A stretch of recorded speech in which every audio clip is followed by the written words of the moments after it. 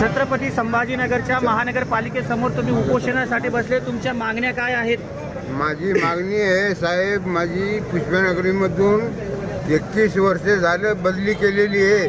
मला बदली पुष्पनगरीमध्ये पाहिजे. मी बदलीसाठी उपोषण करू राहिलो. मी 2023 पासून करत आलो. आतापासून मला काही निकाल नाही लागलं. आता मी अजून बसलेले आहे. मला निकाल द्यावा साहेबांनी विनंती करून. कमिशनर साहेबांनी देऊ राहिले, निश्चय अधिकारी लोकांनी खालचे नाही देऊ राहिले. हे लोकांना विनंती करून कठोर कारवाई करून मला हे नाही भेटू द्या साहेब. मला विनंती करून सांगितलो मी की साहेबांनी देऊ राहिले तर हे आपण का नाही करत. यांचं काय बापाचं नाही, हे सरकारी कायद्या कानूनीनं मला द्या, नाहीतर मला फाशी द्या, सजा द्या, काही बी द्या, मन मी उठत नाही.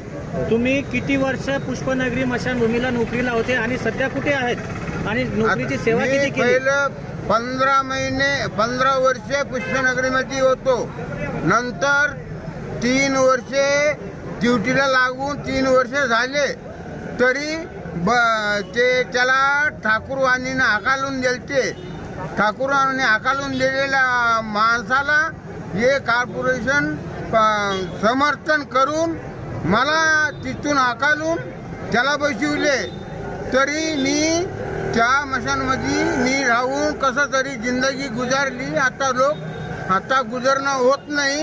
आता मला पुष्पनगरी देऊन टाका आणि बावशिंगपुरात त्याचं घर त्याला देऊन टाका.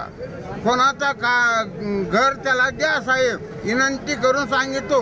आपल्या मागण्या जर मान्य नाही झाल्या, मागण्या नाही झालं तर मी महानगरपालिका समोर राखेल घेऊन आत्महत्या करणार, नाहीतर मी इथून सरकणार तर नाही. म्हणून मी पुष्पनगरीमध्ये होतो. मला पुष्पनगरीमधून हटून टाकून आखरी मला नरकामध्ये वाट लावून दिलेले साहेब, विनंती करून सांगितलो. आता तर गॅरंटी आहे. तुम्ही प्रशासनाच्या काही लोकांना पत्रव्यवहार केले का उपोषणच्या? हा, प्रशासनाला पत्रकार ऑफिस मध्ये सारे लोकांना दिलेले. इतके मोठे कागद आहेत की ऑफिस भरलेलंच असतील कागदाईनं. मी इतके ऍप्लिकेशन केलेले. तुमचं नाव काय? माझं नाव Gangaram Hanumant Gaikwad. Right now and press the bell icon. Never miss an update.